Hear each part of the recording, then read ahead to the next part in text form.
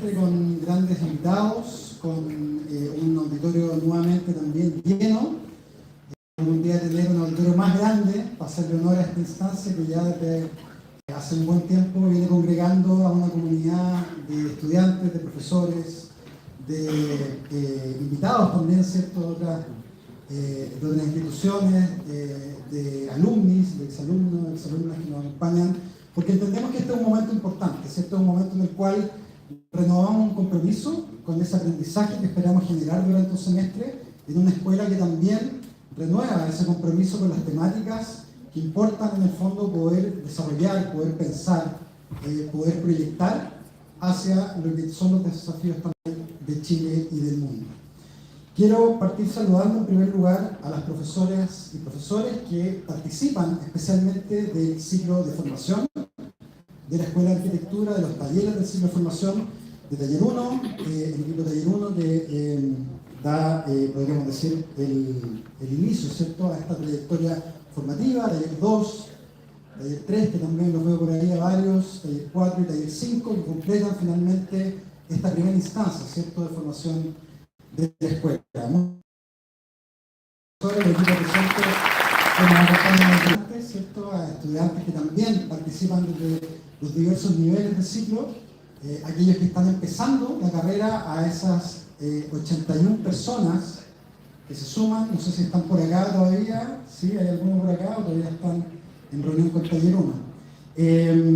81 nuevos estudiantes, nuevas estudiantes que se suman a esta comunidad, que lo recibimos también ayer en una instancia muy importante, ¿cierto?, muy emotiva también, en donde les dimos la bienvenida y que justamente se suman a esta comunidad y van a formar parte también de este aprendizaje.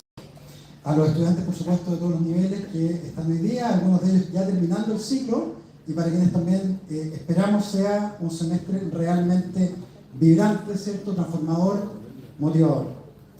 Un aplauso entonces para nuestros estudiantes. Quiero también darle las gracias y darle la bienvenida, saludar a nuestros invitados que nos acompañan hoy día, en particular al artista, pintor y escultor Patricio Cook, quien va a participar de uno de los workshops de estos talleres de formación. Un aplauso por favor para Patricio. Saludar también a la fotógrafa y diseñadora Isabel Fernández, que también va a estar participando de uno de los workshops de este nivel. Un aplauso también para Isabel.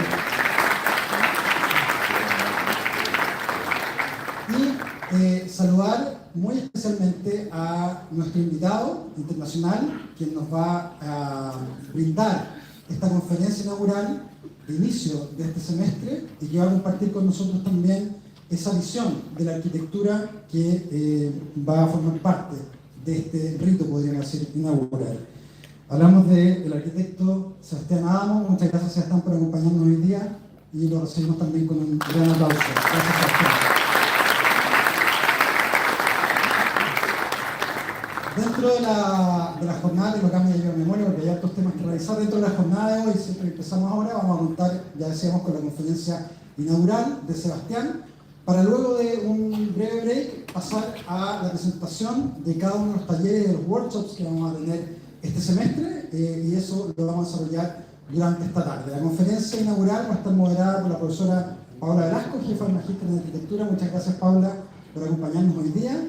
Y luego la presentación de talleres va a estar también moderada por la subdirectora académica, profesora Elvira Pérez. Quiero ahora pasar a presentar a Sebastián. Tengo un torpeo más largo porque no alcanzaba con la libreta, así que decir en todo caso, en primera instancia, que cuando hablamos de Sebastián, ¿cierto?, hablamos de la oficina, que he conformado también con Marcelo Faiden, probablemente la oficina más importante hoy día de Argentina, una de las más importantes de América Latina, y sin duda una oficina que tiene una agenda que está sumamente conectada con los desafíos globales. Ha estado presente recientemente en el Congreso de la Unión Internacional de Arquitectos en Barcelona, tuvimos ahí el privilegio de acompañarnos, y por supuesto ha sido convocado en distintas instancias nacionales e internacionales, así que sin duda es un lujo contar con Sebastián en representación también del estudio Adamo Faiden. Sebastián es arquitecto que realiza sus estudios de grado en la Facultad de Arquitectura de la Universidad de Buenos Aires, en Argentina, y de posgrado en la Escuela Técnica Superior de Arquitectura de Barcelona.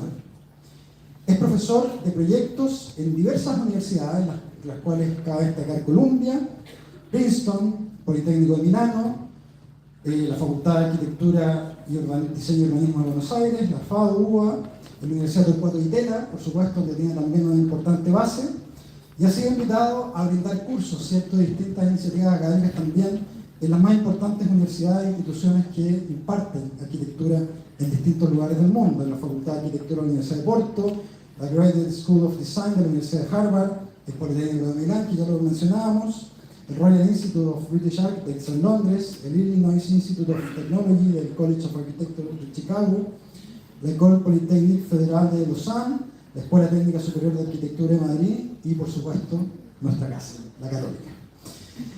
Junto a Marcelo Faiden, ya lo mencionábamos, fundaron en el año 2005, hace 20 años, bueno, se llevan los 20 años con nosotros, que mejor.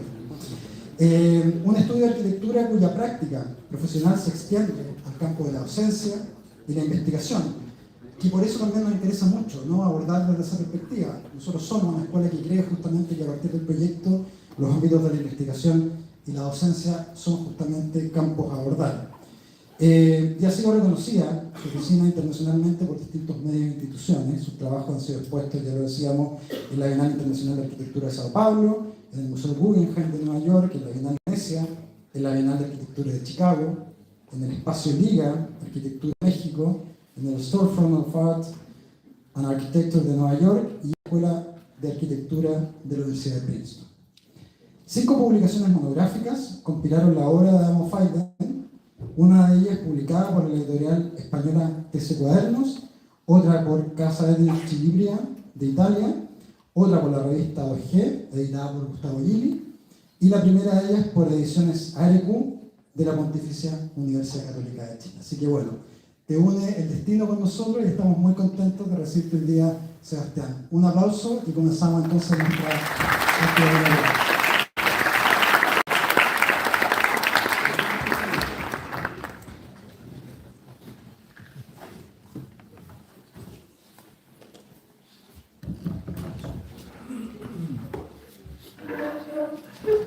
Bueno, ¿se escucha bien ahí?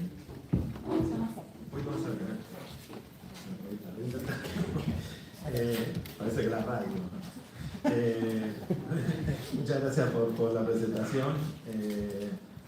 También quería agradecer a Paula y a Alberto por la invitación.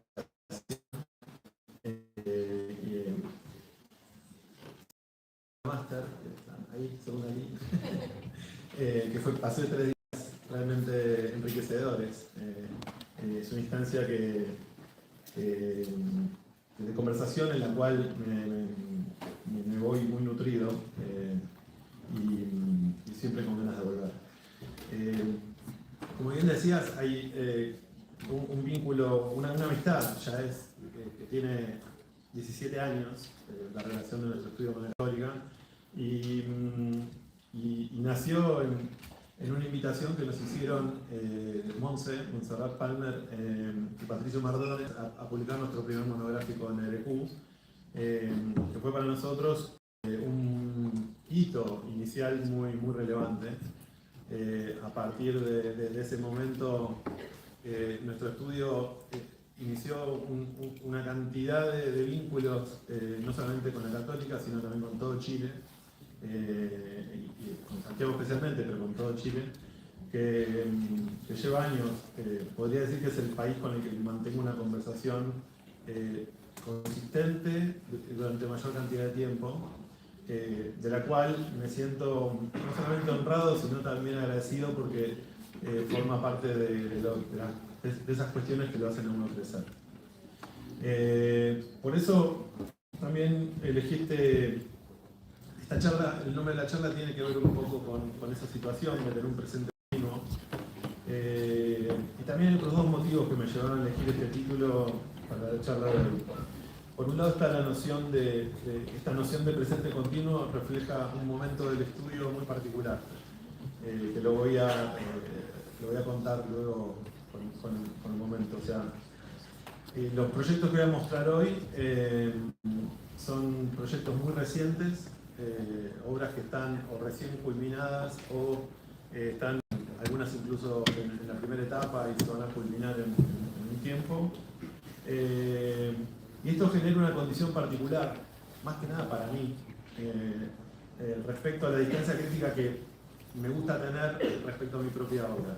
Hablar de eso que uno, por lo general nosotros entendemos que la obra de arquitectura uno la piensa, la construye, la fotografía, hasta Cristóbal también, que es parte de ese proceso, pero luego nosotros nos permitimos tomar una distancia y en esa distancia volver a repensar. Volver a pensar cuál es la dimensión pública que adquiere. Y muchos de ellos hoy estamos en ese proceso constructivo, ¿no? Y por otro lado, esto no es. Esta misma idea de que el presente continuo es por definición un imposible. Esa idea de querer darle continuidad a un momento y hacerlo reverberar de forma infinita, ese es imposible que decía. Esto quizás también puede reflejar cierta condición de inestabilidad, que yo lo siento directamente relacionado con una característica de nuestra disciplina y una actitud frente a la disciplina que tiene que ver con este momento de redescripción del trabajo que hacemos, y que entiendo que las conferencias tienen un rol muy importante en ese momento cuando uno se sienta de nuevo a pensar y hace público y entrega ese trabajo a un foro. Y quizás al final de la conferencia podemos volver a hablar de este tema. Como les decía, durante el último año se acumularon una serie de proyectos que fuimos terminando, con lo cual no quiero tampoco perder mucho más tiempo porque el objetivo principal es mostrarles todo lo que hicimos y compartirlo con ustedes. El primero es un pabellón, un pabellón contemporáneo para grandes festivales de música en Buenos Aires. El proyecto se desarrolla en un hipódromo, el hipódromo de San Isidro, que es para el festival Lollapalooza. Y el festival tiene 3 grandes escenarios que por una cuestión acústica se distancian en el hipódromo y se llevan bien lejos, ¿no? Y están ubicados en el perímetro de este hipódromo. El pabellón, sin embargo, se posiciona en el centro del predio.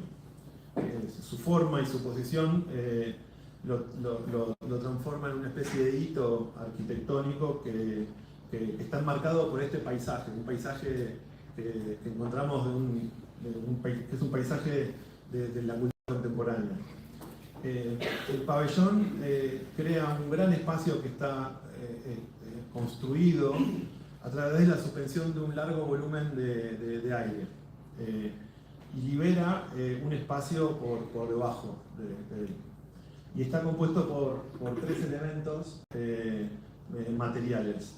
Por un lado, las fundaciones, que son esos círculos que ven ahí, que es en este caso las fundaciones tienen un cometido un poco extraño porque es para que no huele, no es para que no se hunda, sino para que no huele. Las columnas y vigas de tubos de acero galvanizado, que son ese sistema que ven ahí, y el aro, ¿no? Por supuesto, y la estructura inflable de PVC. El centro es hueco y esto facilita el anclaje de la estructura inflable a la estructura de acero galvanizado mediante una serie de cables que la envuelven. Pero esta solución constructiva ayuda a crear lo que sería un óculo, que está en el baricentro del festival, ese espacio vacío que está en el centro. Es un óculo que invita a mirar hacia arriba cuando uno pasa por debajo del pabellón.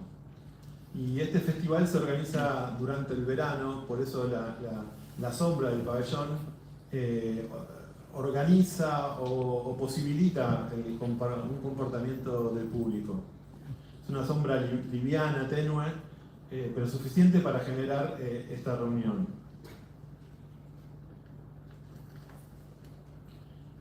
Y el pabellón tiene esta condición un tanto ambigua, ¿no? Como que está ahí medio velado, que uno cuando está por lejos no entiende bien de qué se trata.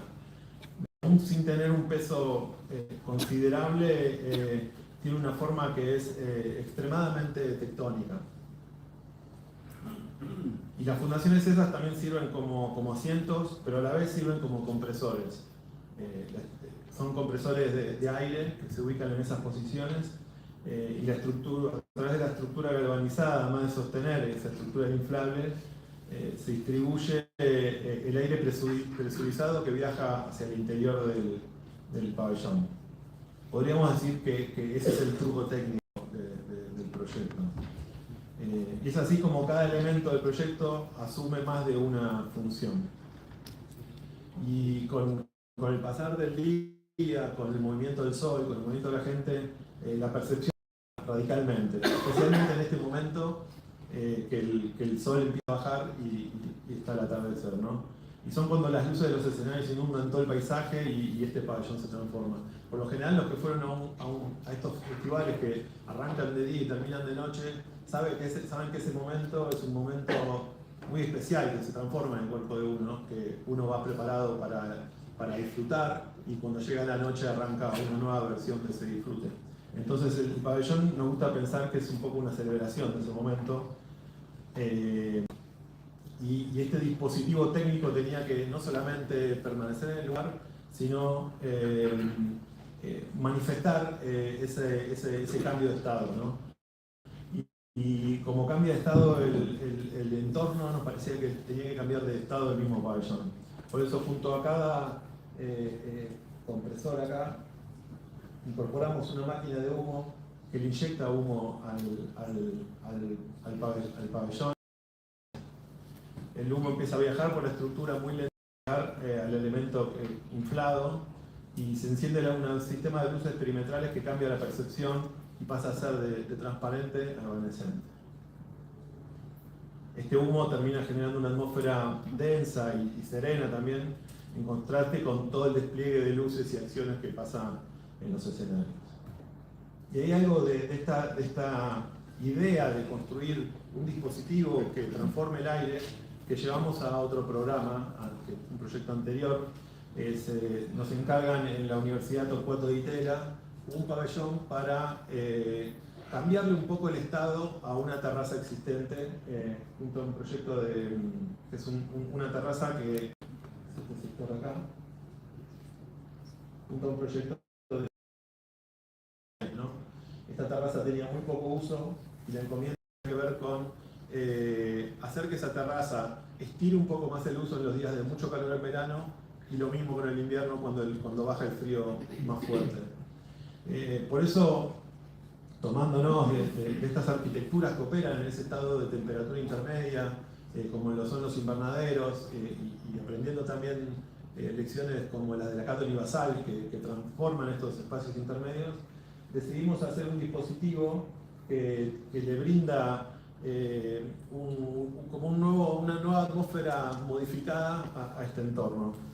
Pero también vimos la oportunidad de que este dispositivo en una universidad privada, muy parecida a esta, active una relación con la sociedad, con el entorno. Entonces nos imaginamos que este pabellón podía ofrecer un nuevo vínculo entre el espacio privado y el espacio público. El sistema constructivo es muy sencillo, es una serie de tubos soldados que tienen dos sistemas. Primero el vidrio que lo envuelve todo, que cuando se cierra ese sistema funciona como un jardín de invierno que gana calor. Cuando se abre completamente y la circulación de aire hace que se siga moviendo, se corren esos toldos y se genera la sombra necesaria para el verano. Y esta técnica, no solamente constructiva, sino de manejo del clima, manejo espacial y performativa, de alguna forma, nos sirvió también para migrarla de ese suelo y llevarla sobre un edificio existente nuestro también, para ampliar una terraza, y no solo extender el uso de esa terraza en distintos momentos del año, sino también darle un nuevo significado a lo que sería la coronación de este edificio. y un significado que puede, en el cual activamos otra migración que va hacia el centro de una manzana con esta pequeña obra que hicimos para una veterinaria. Como ven, los detalles constructivos tienen como ligeras migraciones o estrategias de proyecto que van apareciendo en un proyecto, se terminan en otro, cambian un poco. Hay una especie, digamos, de iteraciones que se generan, que son ensayos que van repercutiendo, reverberando en otros proyectos y empiezan a cambiar, siempre y cuando las condiciones donde se insertan estos ensayos tengan situaciones parecidas. O sea, lo que pueden ver ahora son una serie de proyectos que tienen escalas, modos de factura, usuarios que tienen ese tipo. En este caso nos sirvió para reciclar una antigua casa en la cual detectábamos que tenía un sistema estructural de 3 bandas y el centro se podía liberar para reorganizar lo que sería la conexión entre vereda, veterinaria y el patio del fondo, ¿no? Entonces nuestra intervención se concentra en el primer acto, que es vaciar una estructura, demolerla parcialmente y luego insertarle un dispositivo liviano que le introduce luz, aire y un nuevo programa al centro de la veterinaria. Y también la oportunidad de reciclar no solamente una estructura y una casa, sino también de reciclar el presente de esta construcción, dándole un nuevo presente a esta construcción y un nuevo futuro a esta construcción en el centro de la ciudad. Entendemos que Buenos Aires es una ciudad muy dinámica, en la cual todo el tiempo uno ve construcciones en curso, pero también demoliciones, y estas obras que son de una escala pequeña, que son como reusar estructuras existentes, permiten construir un estado intermedio entre ese futuro que todos sabemos que va a suceder, que es cuando llegue un edificio de este tipo, demuela 3 casas y crezca la ciudad. Sabemos que el destino es ese, pero hay un momento intermedio en el cual estas obras pueden tener un futuro de 10 años, 15 años más, y la ciudad también tiene esas oportunidades.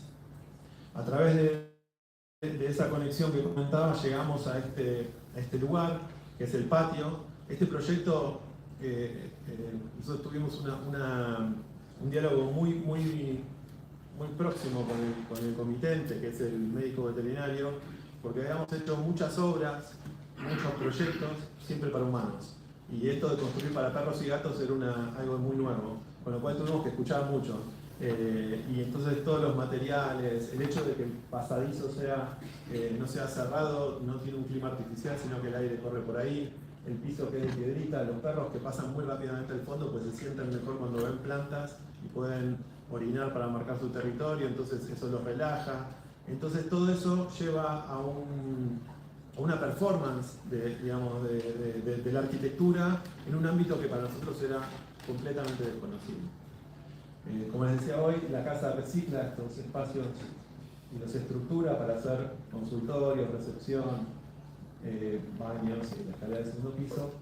Siempre va acompañada de esta vegetación que es como una guía, porque los gatos entran en una jaula con un estrés tremendo y eso era imposible. Fue una primera renuncia porque los gatos no pueden, si hay perros no hay experiencia posible, entonces más que nada para los perros, donde transitan por acá y rápidamente van hacia el fondo, ¿no? Entonces este dispositivo que se introduce en el centro del eje, de este pasaje que tiene la vivienda, sirve también para generar una serie de corrientes de aire y que es como una especie de nuevo exterior en el interior de la casa, donde todos esos consultorios pueden incorporar aire natural. Y esta idea de insertar un dispositivo en el centro de una construcción y que sea un artefacto que regular el clima de esta arquitectura es algo que repetimos también en esta casa, en La Plata, en un barrio donde alrededor de este gran espacio vidriado, pero también con sombra, con vegetación, organizamos una vivienda para una pareja. La vivienda tiene una organización muy clara, con 4 pabellones. El pabellón de acceso, que es este. El pabellón de servicio y producción de comida, que es este. El pabellón de dormitorios, que es este. Y un gran pabellón para hacer el living comedor para lo que sería el lago. Estos ambientes encierran este espacio central, que es el que veíamos recién, más alto, y también lo cruzan, ¿no? Cada uno de estos pabellones tiene unas condiciones de confort y habitabilidad muy parecidas a cualquier casa, con un suelo térmico, aire acondicionado, con las necesidades de confort clásicas de cualquier construcción. Pero pasan a través de este nuevo espacio que permite crear un clima intermedio para distintas estancias del año. Entonces la casa tiene siempre estar rodeada por el clima exterior, y este clima interior permite generar ventilaciones cruzadas a través del lavadero, a través de la cocina, a través del dormitorio, del segundo dormitorio de invitados, cuando ese invernadero central está abierto. Entonces todos los ambientes pueden tener una ventilación cruzada y un movimiento de aire. Y en invierno, ese invernadero se cierra. En invierno no, porque invierno es muy duro, un poco como acá, pero en un otoño frío, podríamos decir, este invernadero gana calor y ese calor puede ser introducido en los ambientes. Nos interesaba también que ese manifiesto climático o esa estrategia climática también se pueda manifestar en la tectonicidad de la casa. Por eso, tanto el interior como el exterior de la vivienda están materializados con el mismo detalle.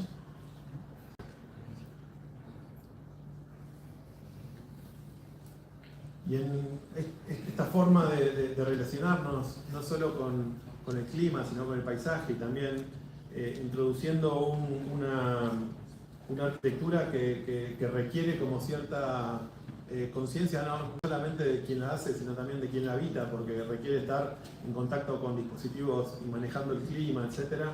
Es algo que también repetimos un par de años después en esta casa para un fin de semana en Luján, en Buenos Aires. Es una casa que tiene una posición un tanto extraña, un tanto arbitraria de posicionarnos en el medio del terreno. Nos queríamos distanciar de la calle para tener más intimidad, pero al mismo tiempo también queríamos generar 2 situaciones de exterior que sean completamente análogas. Una al este, la otra al oeste, y que la casa tenga una extremada simetría en los 2 sentidos. Los cerramientos son idénticamente para los 2 lados, y la casa tiene un sistema de doble circulación que van desde un dormitorio hasta el último. Acá está el dormitorio del dueño de la casa, y acá un dormitorio para invitados, y una serie de locales y de espacios que siempre tienen esta condición, que pueden relacionarse con una del otro, que es el baño, un lugar para trabajar y estudiar. Si es una casa de media semana, también podría existir la posibilidad de que vaya a trabajar ahí. El espacio de la sala de estar, comedor, cocina, con un doble módulo. Un espacio más oscuro para ver películas, y el último dormitorio. La casa tiene 5 metros constantes y va desde un límite del terreno, con los retiros por supuesto, hasta el otro. Y el dispositivo de cerramiento se vuelve en este caso un poco más complejo. Son 3 sistemas que corren. Primero un mosquitero que sirve también para darle sombra a la casa. Luego las carpinterías de aluminio y vidrio que van por fuera. Y por dentro un sistema de cortinas de oscurecimiento para poder dormir. Este sistema uno lo va regulando según pega el sol, según está el clima, lo va abriendo y cerrando. Y entonces hay momentos en que la casa sucede esto, ¿no? Que de repente se transforma la casa misma en un gran semicubierto y la vida al exterior se activa. Por supuesto, esto requiere un usuario, una persona, el dueño de la casa, que tiene que generar un acuerdo tácito con este tipo de arquitectura, porque requiere movimiento del cuerpo, compromiso, para poder estar manipulando estos sistemas constantemente.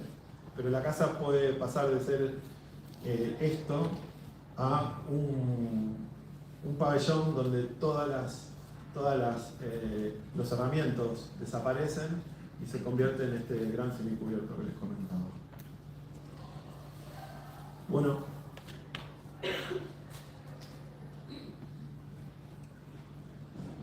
en un paisaje muy diferente, quizás más familiar de ustedes que a mí mismo,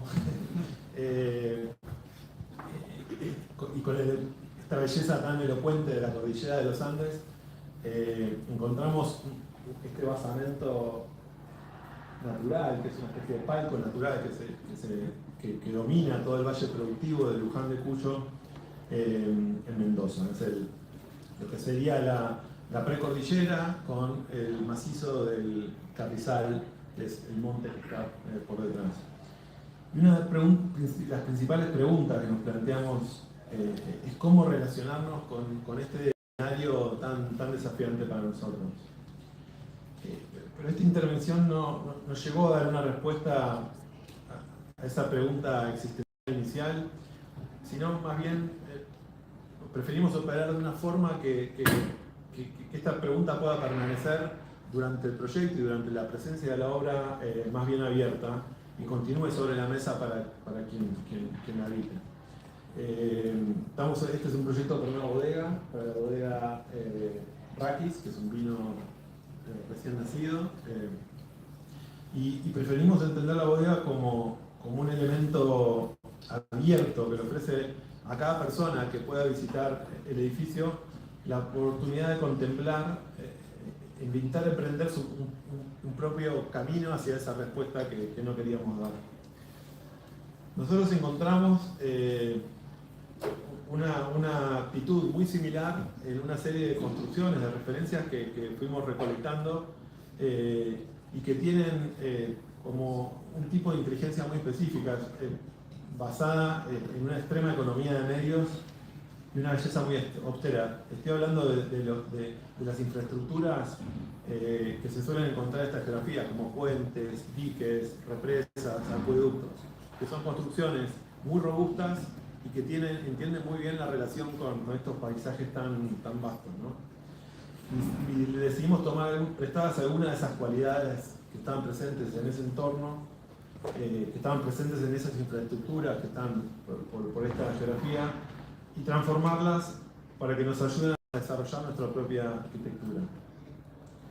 Por otro lado, estas primeras decisiones están vinculadas al paisaje, dialogan también con las lógicas y las necesidades contemporáneas para producir un vino de baja intervención.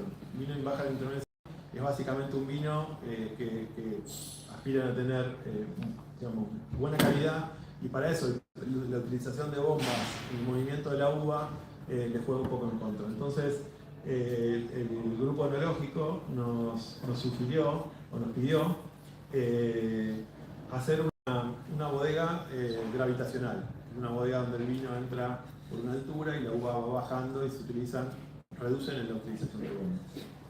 Pero también cuando empezamos a ver referentes nos sentimos muy atrapados por las bodegas, acá le dicen viña, ¿no? Viña. Por las viñas de bordolesas que tienen una tradición de enterrar la guarda del vino, ¿no?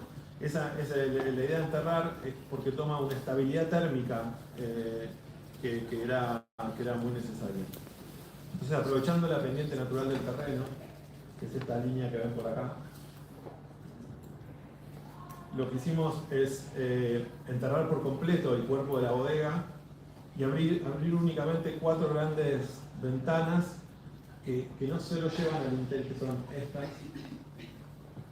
no solamente llevan al interior las mejores vistas hacia ese valle, sino que también introducen luz y también se permiten cuestionar la idea de que un edificio enterrado se tenga que percibir enterrado. Entonces, mediante un operativo sobre el terreno, permitimos que el sitio recupere casi toda la totalidad del suelo vegetado. Enterramos la bodega y luego la volvimos a cubrir, como se ve acá, de tierra y vegetación.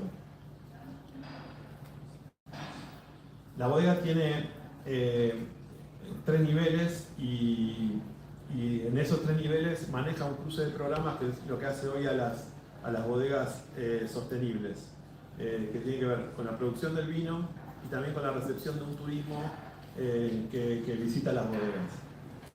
En el nivel superior, ubicamos el área de recepción para ese turismo y de acá invitamos a los visitantes. Esta es, por supuesto, la planta como provista, que es la más alta, que llega por acá y tiene hasta allá la vista de la cordillera. Y de acá se invita a los visitantes a recorrer no solamente el paisaje detrás del edificio, sino también la bodega misma. Escalera que baja hacia este sector, que es parte también de las amenidades. En ese nivel intermedio, que se usa para la recepción de uvas, es donde llega la uva por este lugar. De acá se dirige al resto de la bodega. Es donde tenemos una parte de las amenidades para el turismo y se puede ver el resto de la bodega de ese lugar, que es como un punto estratégico. Y en el nivel inferior, que es este de acá, es la parte productiva en sí, con una gran sala de tanques que tiene energía pasiva, no tiene ningún tipo de climatización y una sala de parrillas. Vamos a hacer un recorrido por la bodega. Este es uno de los proyectos recientes que acabamos de terminar, con fotos de Cristóbal, como decía. Y la bodega tiene algo que se transforma en un dispositivo para poder relacionarse con ese paisaje. Todo el tiempo uno tiene comunicación con ese lugar, ¿no? Entonces, todo el diseño de mobiliario, la decisión de los detalles, todos los aspectos constructivos son de una extrema austeridad, porque la idea sería que teníamos era no recargar ese espacio, verlo como una especie, digamos, de ruina contemporánea, desde donde darle protagonismo al paisaje que está alrededor, ¿no?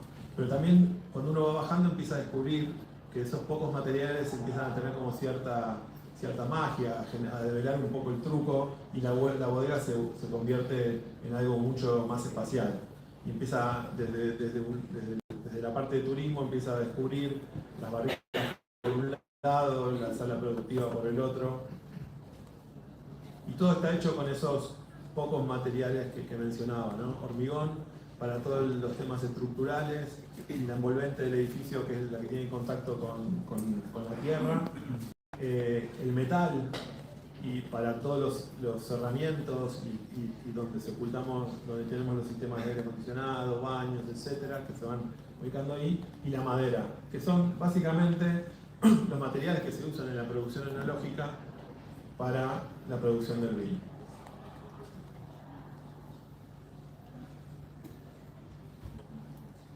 Y por supuesto, esto de tener todo el tiempo presentes las vistas al valle y a la cordillera no era algo que nos interesaba dar para los invitados, sino también algo que se lo ofrecimos para los trabajadores. Estas son las plantas donde la gente trabaja cotidianamente todos los días y puede tener ese ventanal hacia la cordillera y también la luz del día. Entonces este dispositivo, este proyecto que se relacionaba que lo relacionamos mucho con esos diques que comentaba hoy, luego se empieza a ablandar con el uso y se empieza como a erosionar con el propio uso y la llegada de los vines, los tanques, toda la parafernalia de artefactos que usan para la producción de vino.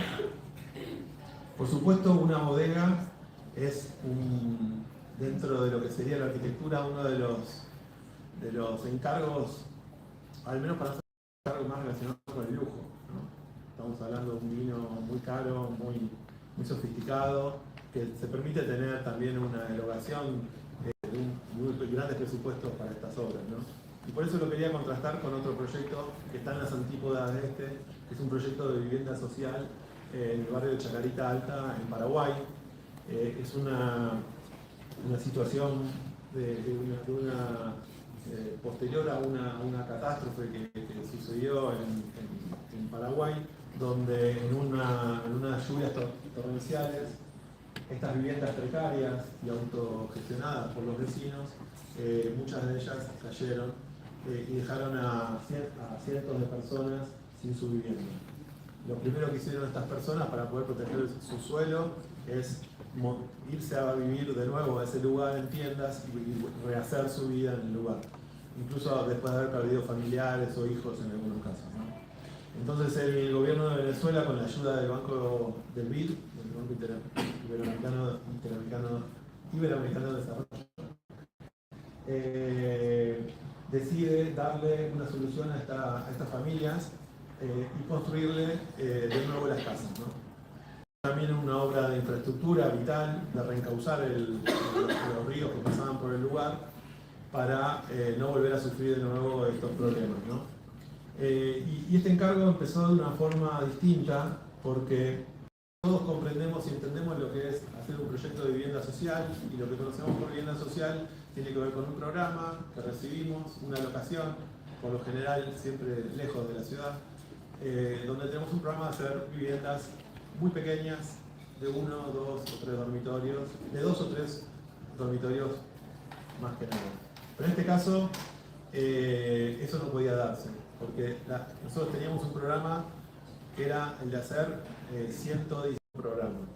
Ese programa lo fuimos construyendo con familias y también lo fuimos de alguna forma como masajeando en términos de proceso de proyecto hasta llegar a un sistema que nos permitió dar solución a esa gran cantidad de variedad de problemáticas que teníamos, pero sin abandonar algo muy importante que tiene que tener la vivienda social, que es la economía para poder suceder, ¿no? Y viene dada de la mano de la sistematización constructiva, ¿no?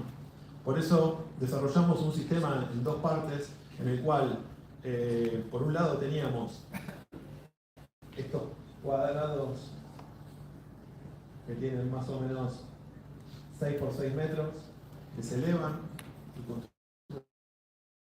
construyen densidad y se van acomodando respecto al terreno, y un basamento que tenía la responsabilidad de generar una transición de esos sistemas al suelo, tener patios, pero también configurar el espacio público, que por mínimo que sea, son una serie de corredores peatonales que la gente valora mucho y que conforman la identidad del barrio de Chacarita Alta.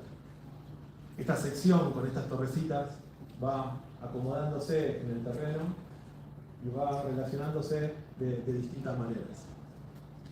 Hoy el proyecto está construido una primera etapa, son 3 etapas, se está iniciando la segunda, y uno de los objetivos principales era, como les decía hoy, la economía del proyecto. Es un proyecto de muy bajos recursos, con lo cual tiene de nuevo, al igual que la bodega, 3 elementos que son el ladrillo, la chapa y el vidrio, y con eso se fue materializando todo el envolvente. Acá se puede ver la sección,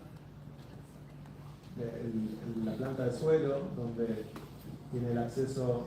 Esta es una parte de una vivienda, este es el acceso a otra vivienda hacia la torre, acá. Entonces estas plantas eran todas distintas, pero se apoyaba esta torre que tenía por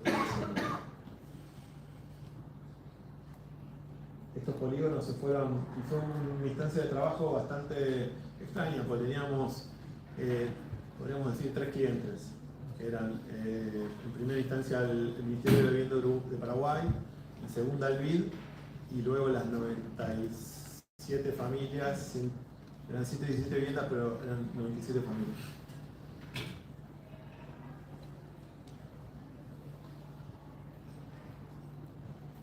Estos son los interiores.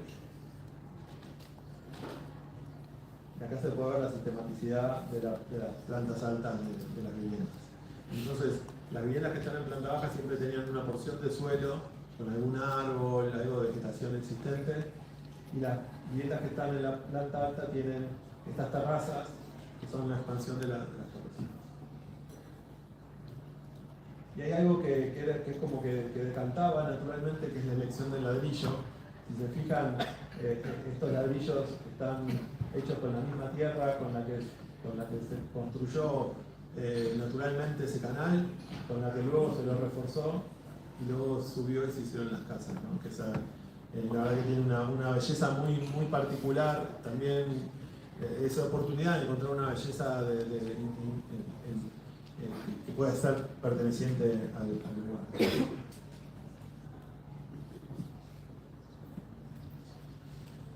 Y en la ciudad de Montevideo también tiene vivienda social. Creemos que tiene una de las mejores políticas de vivienda social en Sudamérica. Y esto no es solo porque es capaz de involucrar al sector privado, que me parece fundamental para nuestra región, sino también porque está directamente focalizada en la revitalización del centro de la ciudad, el centro de Montevideo. Esto se encuentra en Ciudad Vieja, que es como se llama el barrio histórico de Uruguay, y tiene un tejido urbano que es muy noble y está parcialmente consolidado. Y también nos interesa eso porque es posible establecer ciertas relaciones de continuidad con ese entorno. Y digo consolidado, aunque no lo parezca, porque esto es una casa histórica que no tiene y este edificio ya había alcanzado su máxima edificabilidad, con lo cual nuestro proyecto se inserta en esta situación un tanto dispar de ese entorno. Pero la normativa urbana también permite como aprovechar este tipo de situaciones en las que un lote entre medianeras se transforma en una nueva esquina, ¿no? O sea, la idea de que esta esquina nos permita no solo duplicar, tener una primera escala hacia la esquina real y una segunda esquina en un segundo orden, sino también que nos permite que estas viviendas roten y tengan un asalariamiento con la luz. Sí, ahí se apoyó en la pared. Se ve igual, ¿no? Sí. Y permiten que esas viviendas se reorienten y puedan usar todas las viviendas de una muy buena vista hacia el río, ¿no? La envolvente del edificio es muy homogénea, mientras que el interior, la organización interior se adapta a esta condición del gobierno. Los departamentos de la parte inferior, que son estos, con lo cual estos patios se agradecen mucho.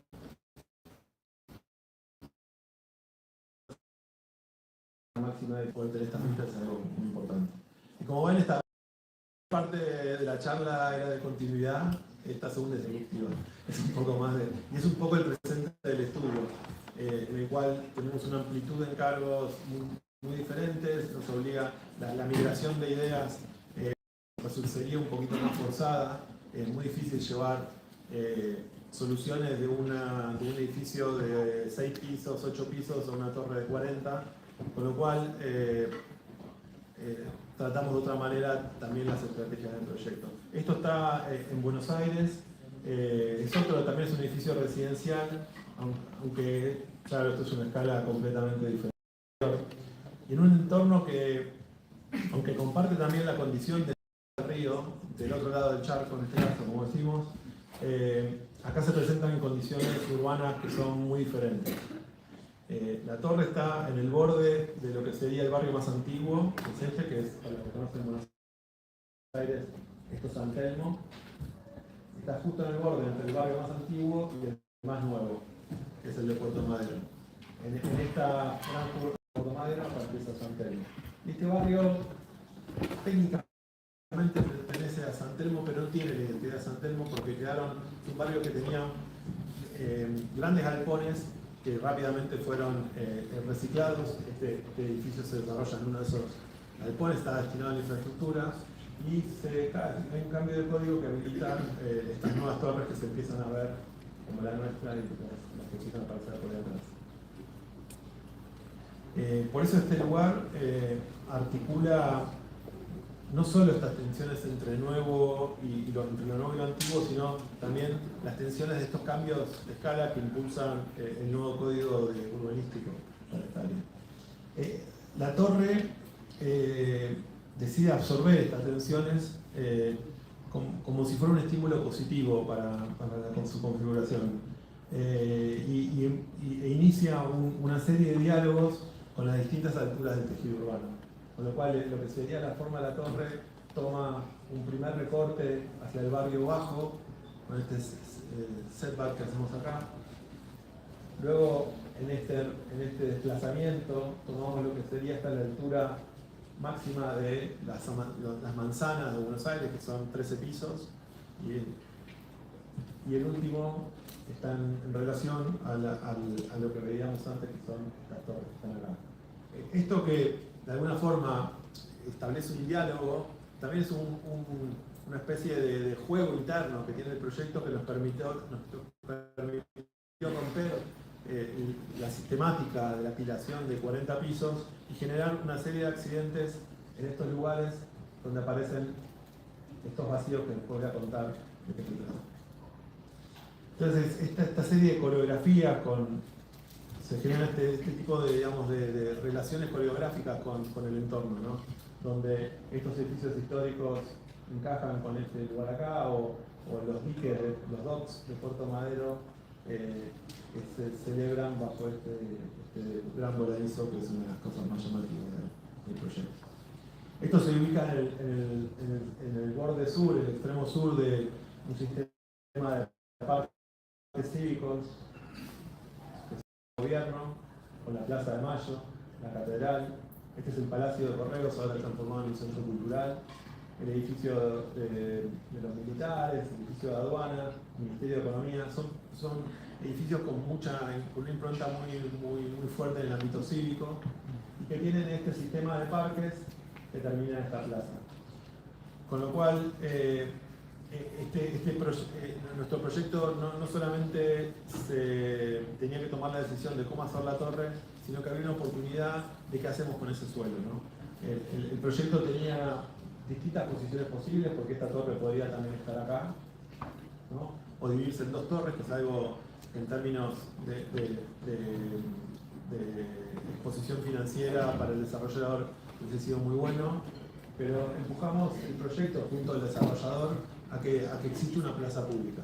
Nos parecía que ese sistema de parques que les mostraba antes, que son estos parques que vienen por acá, no podían terminar con una torre privada y que requerían una interpretación del suelo completamente diferente. Por eso decidimos extender las áreas verdes hacia el interior del lote, en este sector de acá, donde ubicamos una plaza que se abre a la sociedad. Y también donde los vecinos pueden encontrarse y compartir experiencias en ese aire libre. Por eso quizás esta estrategia urbana fue una de las principales razones por las cuales decidimos también el color de la torre, ¿no? Que entendíamos que la torre, que una torre y también un cliente que hace ese gesto cívico debía tener algún tipo, digamos, de vínculo, de señal de que esto estaba sucediendo ahí. Eso en relación también a un aburrimiento que teníamos por la cantidad de torres grises que hay en la ciudad. Entonces nos fuimos hacia ese color, ¿no? Y por otro lado, la plaza brinda la oportunidad de hacer una planta baja más porosa, más orgánica. Y de esto tomamos una referencia a los antiguos edificios que tienen pasajes en la ciudad, como el pasaje Roverano, el pasaje Barolo, que son edificios que uno los puede cruzar sin entrar, ¿no? Y que transforman la experiencia del suelo. Entonces uno podría venir por la plaza y atravesar por este pasaje del edificio y irse hacia Puerto Madero. Acá también le propusimos al desarrollador tener dos locales comerciales que activen el suelo, porque en Buenos Aires hay muchas torres que cierran con reja y generan una ciudad que no funciona bien. Entonces, a través de este pasaje que también se abre al público, se vinculan esos locales comerciales y el hall de acceso que les comentaba. Hay algo de hall también que decidimos introducir parte de esa vegetación para que la experiencia siga siendo un tanto difusa entre interior y exterior. Y construir una torre de vivienda hoy demanda una exploración que requiere una gran capacidad de adaptación al cambio y a la diversidad. Es por eso que decidimos diseñar un sistema estructural muy claro, que en este caso es un gran cerramiento continuo, que es una pared horadada de hormigón, el core central, el núcleo central, que toma con estas ménsulas el voladizo, y este otro tabique que toma el viento en la dirección donde más deforma la torre en ese sentido. Y luego dejamos un gran espacio libre, que es esta franja continua de 8,5 metros de luz acá, sin ningún tipo de columna, ningún tipo de elemento vertical, y de 10,5 metros en las puntas para tener departamentos un poco más grandes. Entendemos que es así como surge esa diversidad, ¿no? Ofreciendo distintas oportunidades a medida que la torre se va desarrollando de una planta y otra. Y también siendo un poco escéptico en cuál es la participación que podríamos tener nosotros como arquitectos en la decisión de cómo tienen que ser 507 viviendas, que es la que tiene el programa. Luego los departamentos tienen la decisión de estos aventanamientos que se va repitiendo y mucha libertad interior que se termina por definir un poco con el usuario, con los muebles que coloca, etc. Hay otro tema que surge cuando vemos la silueta, que es esta sección, ¿no? Y es la idea de que esos espacios comunes que comentaba hoy, esos vacíos, en vez de estar localizados como suelen estar en las torres, en el subsuelo los que son más funcionales y en la parte superior los más hedonistas, decidimos atomizarlos y llevarlos a distintas partes del edificio. Por eso estos espacios comunes están distribuidos a lo largo de la torre, tomando ventaja de esta terraza, de esta otra, o de este gran voladizo que tiene también las mejores vistas. Entonces, en cada uno de esos espacios fuimos ubicando, como en este primer desplazamiento, está la zona de deportes con una sala de yoga y un gimnasio. O bajo el voladizo introducimos una parte que es más cultural para trabajar, estudiar o ver películas. Es esta biblioteca. Y el otro paralelo. O en el último incorporamos una decisión muy importante, que es llevar las actividades más cotidianas al último piso.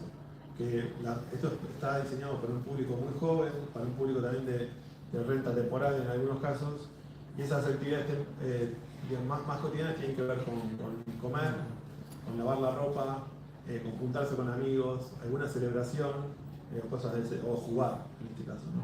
Por eso estos programas se juntan.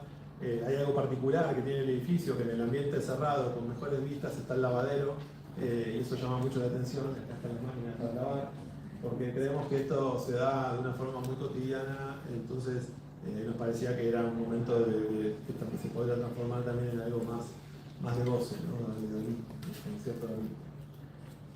Un comedor colectivo y una terraza protegida, a cielo abierto, donde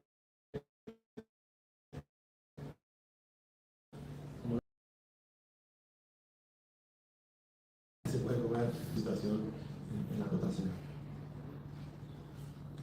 Y esta gran coronación termina con una pileta de techo corredizo que permite a los usuarios bañarse tanto en invierno como en verano.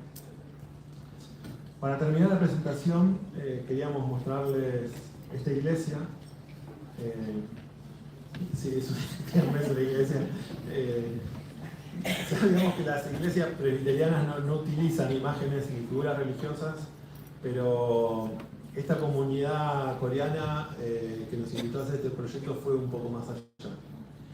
Como pueden ver, no es una iglesia que está situada en el medio de un parque o frente a una plaza, como suele suceder en los pueblos de la Argentina, sino que este tejido es parte de, este proyecto, perdón, es parte del tejido urbano residencial construido entre medianeras. Es uno más de los lotes típicos de la ciudad.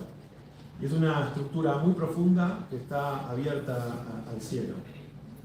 En el fondo del lote abrimos un gran patio y precisamente por esta razón la fachada recibe una gran cantidad de radiación solar y la envolvente responde a estas variaciones. Esta es la sección del edificio, por el frente, el fondo que veíamos recién. El subsuelo, que es este de acá, está programado para albergar los estacionamientos y las salas de instalaciones. Está construido en hormigón armado, ejecutado in situ, es una gran bodega de hormigón armado. Luego toda la sección escalonada que ven acá, de lo que sería de esta, es una estructura transitable que está elaborada en hormigón premoldeado. Y por último, la estructura que está en contacto con la atmósfera, que es la más porosa, la más dinámica, en ambas fachadas están construidas con una estructura metálica combinada con policarbonato y vidrio. La fachada genera como esta especie de marquesina que recibe a la comunidad y al mismo tiempo modifica la escala del edificio y su relación con la vereda. Y esta fotografía revela un poco los requerimientos funcionales que recibimos, ¿no? Los días de culto, este espacio junto con el patio posterior se utilizan como estacionamiento, como una especie de drive-in church, ¿no? Como el cortejo, ¿no? Pero ya vemos que tienen estos protectores, estas columnas, que anticipan un poco el modo de uso de este espacio. Y durante el resto de la semana, toda la planta baja se usa como un espacio recreativo para la comunidad, y por eso la disposición de la iluminación artificial revela un poco esta escalera, y llegamos a el sistema de circulación ocupa un módulo estructural, que es el que está acá, mientras que los otros dos permanecen libres para admitir distintos usos. Este es el espacio de distintas funciones. Después de los días de culto, todo el mobiliario se guarda y el espacio se transforma en un salón de usos múltiples para actividades deportivas. Y un zócalo de madera protege los revestimientos acústicos requeridos para el culto. Nuestro trabajo busca de alguna forma reivindicar que esta inestabilidad programática constituye un atajo muy significativo hacia la consistencia formal de este proyecto. Y el hall se abre a cielo abierto, mostrando un poco las copas, y la arquitectura en este gran filtro se presenta como un filtro entre las personas y el mundo exterior. El entrepiso se integra con el salón principal y el patio a través de estas ventanas corredizas y la cubierta continua del entrepiso. Acá la percepción cambia un poco porque el peso se reduce completamente a la mitad, por eso decidimos hacer todo esto metálico. Y los parasoles tienen un impacto directo en las cualidades de este espacio, generando una sombra suave, similar a la que veíamos en el pabellón temporal con el que arrancamos, en el pabellón Bu, con el que se inició esta charla. Cuando cae el sol, la arquitectura revela un poco esa naturaleza permeable, ya que ese sistema que veíamos en la primera foto del proyecto se empieza a ver un poco a través. Y explorando la idea de que, o nos gusta explorar la idea de que la arquitectura podría ampliar su dimensión pública construyendo estos límites difusos, ¿no? Creemos que es en esos márgenes perceptivos donde reside nuestra mayor libertad, no solo como arquitectos, sino también como individuos partícipes de este mundo. Bueno, le agradezco la atención.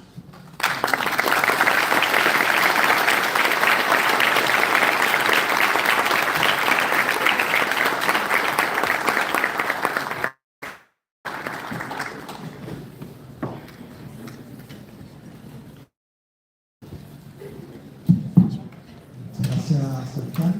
Bueno, vamos a hacer ahora una breve conversación entre profesora Paula Velasco, quien se suma a comentar la presentación y empezar con...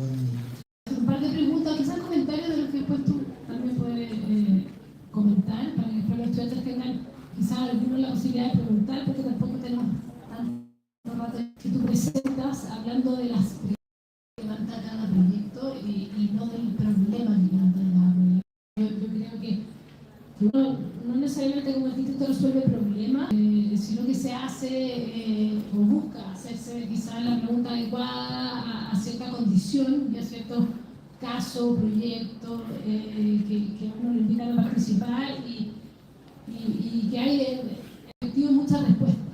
Y quizás esas preguntas también permiten pensar que los proyectos también a veces son abiertos a otras posibilidades. Eso es un comentario, voy a agrupar varios. Y otra cosa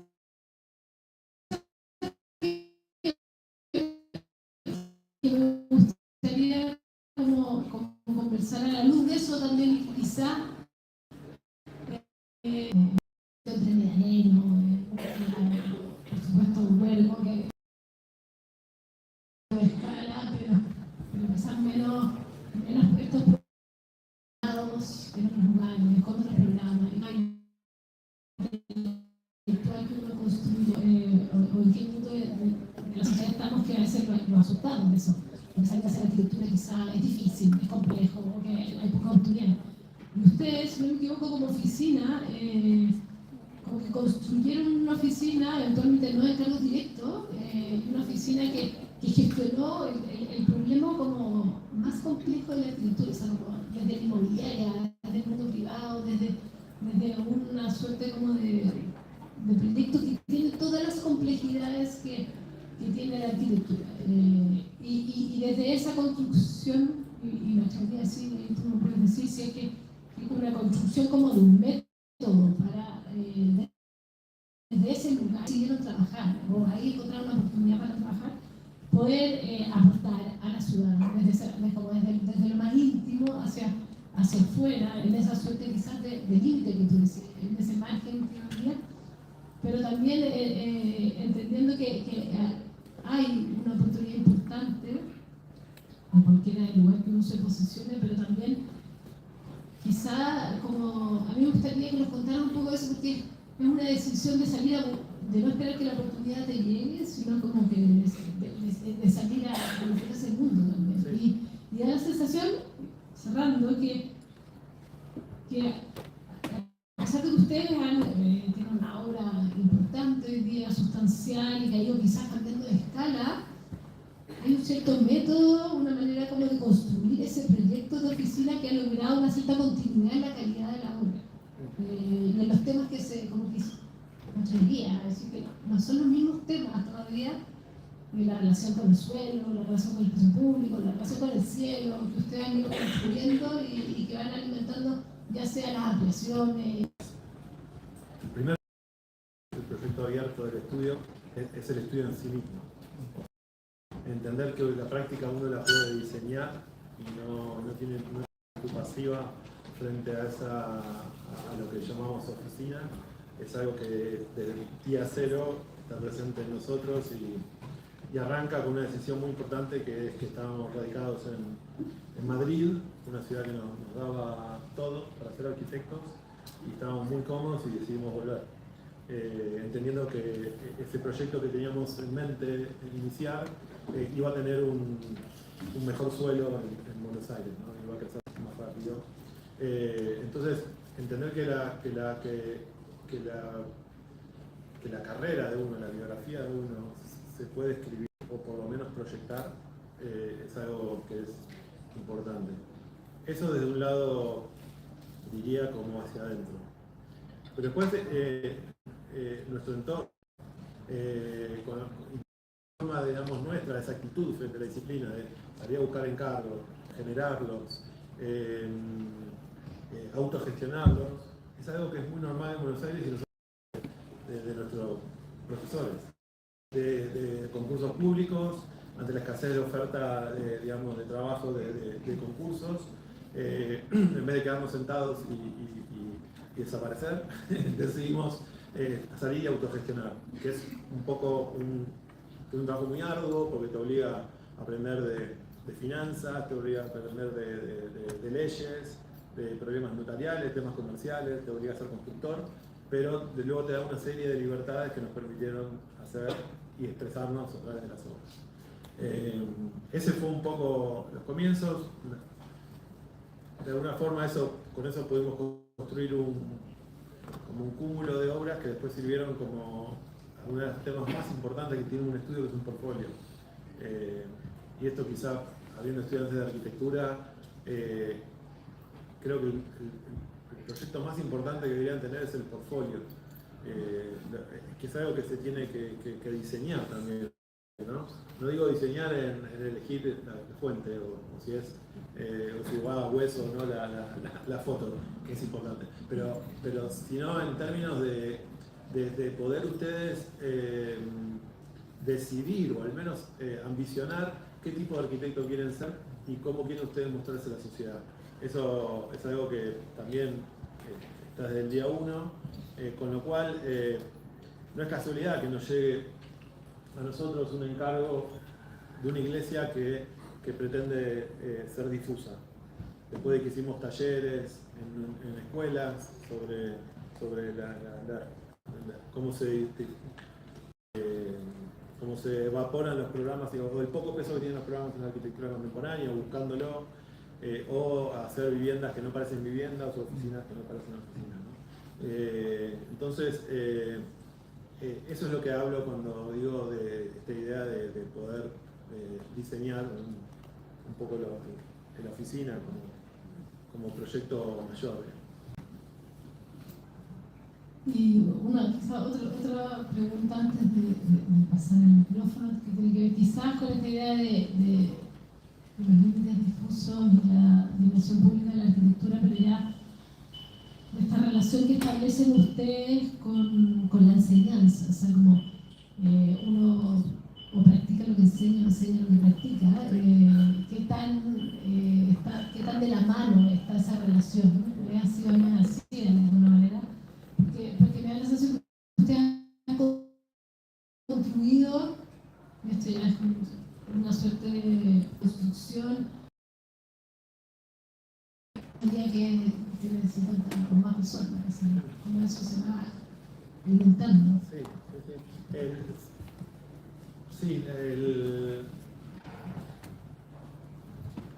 Ahí también tenemos límites difusos entre docencia y profesión, o la escuela y la oficina, que fueron de nuevo deliberadamente diseñados. O sea, nosotros desde un principio con Marcelo tomamos decisiones de cómo queríamos relacionarnos con la academia, y dentro de esas decisiones hubo una que es un aspecto moral, si se quiere, que tiene que ver con la responsabilidad de diluir el límite entre práctica y docencia. Y digo esto, si sus alumnos, nuestros proyectos tienen mucha relación en lo que hacemos en el estudio, en el estudio y en el taller, perdón. Lo que hacemos en el estudio como práctica y lo que hacemos en el taller. Por eso a veces los talleres, quizás en los ámbitos un poco más como de investigación, pueden verse como un poquito conservadores, no mucho, pero un poquito conservadores, y quizá por eso la arquitectura puede verse como en un entorno de la práctica como un poco arriesgada, porque hay una fricción entre las demandas que hacemos cruzadas entre uno y otro, y tratamos siempre usamos una metáfora que nos gusta, que es una metáfora robada de un colega nuestro, que es usar la misma chaqueta. O sea, no venir a la academia y convertirnos en experimentar, hacer casas en el espacio y después volver al estudio y ser hiperconservador. Entonces, esa tensión genera mucha inquietud. A algunas personas nos cuesta mucho mantener esa consistencia, porque requiere, digamos, tensionar ámbitos que naturalmente se van hacia un lado, ¿no? Por general los encargos naturalmente se van hacia los clientes, la coyuntura, la economía. La obra te lleva a lugares que son más conservadores, ¿no? Más de tradición, más duros. Y la academia naturalmente te lleva a convertirte en un laboratorio, donde no hablar de la realidad cuesta un poco, ¿no? Muchas veces nos encontramos en los cursos hablando de problemas de normativa, finanzas, y los arquitectos nos miran como diciendo, ¿viste? Tiene que ver un poco con esa doble demanda. Y ser consistentes en eso es algo que cuesta un esfuerzo muy, muy grande. Quizás ahora con más años y también con más gimnasia y también con una serie de libros que editamos y la obra, se vuelve un poco más fácil, porque ya funciona a conocer, pero todavía cuesta.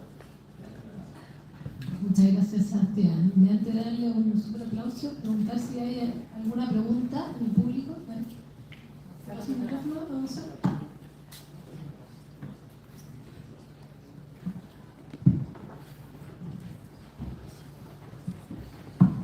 Muchas gracias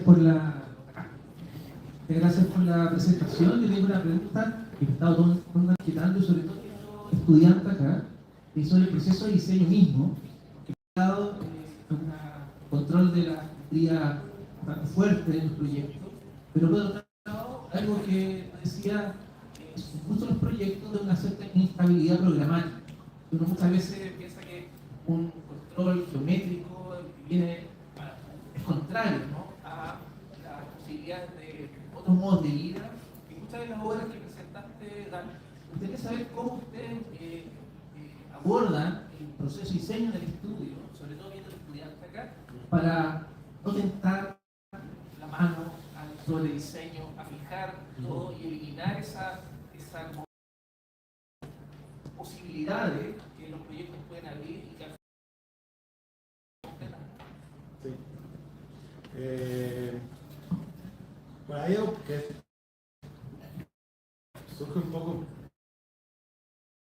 de la naturaleza de sus autores, que son yo que nuestra tentación siempre es hacer menos, con lo cual no tenemos no tenemos que controlar la mano para hacer más, sino para no alargar antes las cosas, que tiene que ver un poco también con una actitud un tanto escéptica sobre la hiperdeterminación en la arquitectura o el diseño mismo.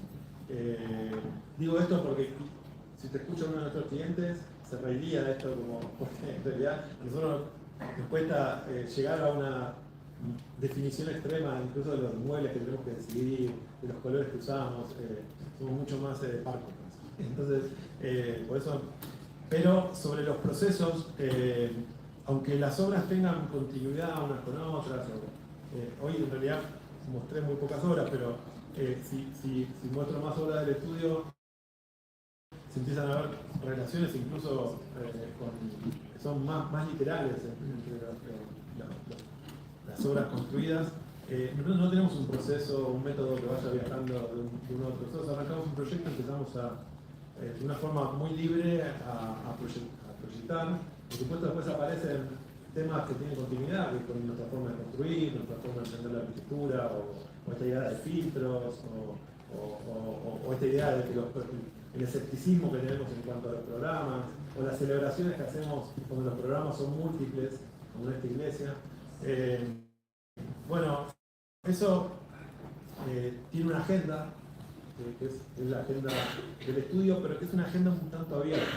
Creo que el proyecto o el texto que mejor refleja esa agenda es el constructor contemporáneo, que no lo repetí porque acá lo he presentado como 5 veces ya, pero es un texto que lo presentamos por primera vez en el monográfico, en el Miseria Obras, pero que sigue teniendo vigencia, y que habla sobre, es un texto que lo pueden leer en la web también, es un texto que está hecho con frases que le robamos a intelectuales, músicos, artistas, y que lo editamos y lo manipulamos descaradamente para transformarlo en algo propio, y que vamos transformando con el tiempo. También hay distintas versiones que fuimos, quizás de algunas frases que no nos sentimos tan familiares, las fuimos descartando, etc. Bueno, por eso entendemos, tenemos una agenda, es una agenda abierta, digo abierta porque las cosas pueden entrar y salir. También somos escépticos de nosotros mismos, no es que nos entendemos con una verdad absoluta final, con lo cual entendemos que las obras son una oportunidad para que esa agenda vaya migrando y vaya o potenciando o diluyendo o descartando esos temas que nos van interesando. Por eso no me gusta hablar de un método. Puede ser que cada obra tenga un método, pero si uno hace, y puede entender un método del estudio, si uno hace una primera mirada rápida, pero cuando entras a ver un poquito más en detalle la obra, ese método no existe, va cambiando constantemente.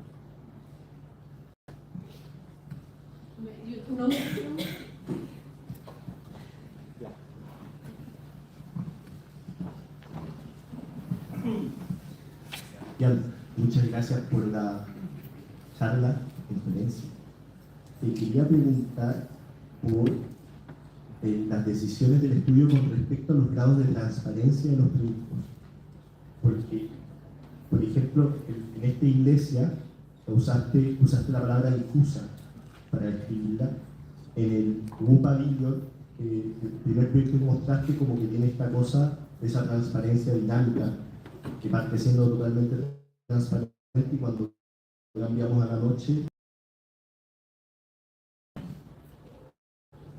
de transparente a vanescente, si me equivoco.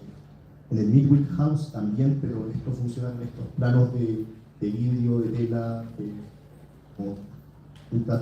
y pareciera que las decisiones de los grados de transparencia, además de estar vinculados a los programas, está vinculado a lo que decías al final con respecto a este espacio que se genera entre el adentro y el afuera. Si es que pudieras como elaborar en esas ideas cómo llegan a esas decisiones. Muchas gracias. Sí, claro. Sí, es una constante eso dentro del proyecto, al punto tal que se vuelve una especie, digamos, de arquetipo, por ejemplo, o una...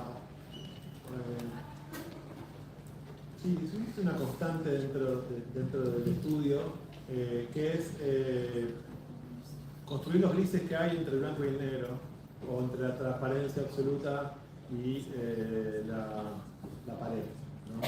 Y entender que eso, por cuestiones de performance, por cuestiones performativas, perdón, o por cuestiones de complejidad de control de clima, o también por control de la luz, o control de la intimidad, puede tener una serie de matices que pueden ser proyectados, ¿no? O como en este caso, por ejemplo, cómo develar misterios o mostrarse en el caso de la iglesia, de cómo una planta puede ser muy permeable y hacerse pública, la segunda puede dar un poquito de lo que está sucediendo en el interior, o no. Bueno, eso es quizá una de las cosas que nos volvemos y eso es como uno de los materiales con los cuales trabajamos, que es la complejidad que hay entre el 100% transparencia y el 100% pago. Y también entendiendo que hoy la tecnología con la cual disponemos te puede dar también muchas oportunidades de que esto se desarrolle, ¿está bien? También con sistemas móviles, cortinas que se mueven, o en el caso de la Midwick House, esos sistemas pasivos que pueden controlar el clima. O sea,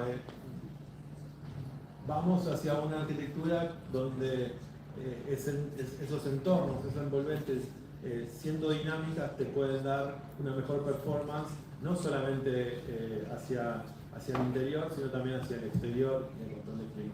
Entonces eso trae de alguna forma una estética asociada, que es un poco la que perseguimos, ¿no? Hay una estética de lo difuso, hay una estética de lo ligero, una estética de lo dinámico, que son cosas que se van repitiendo en la obra. Muchas gracias. Les pido un aplauso.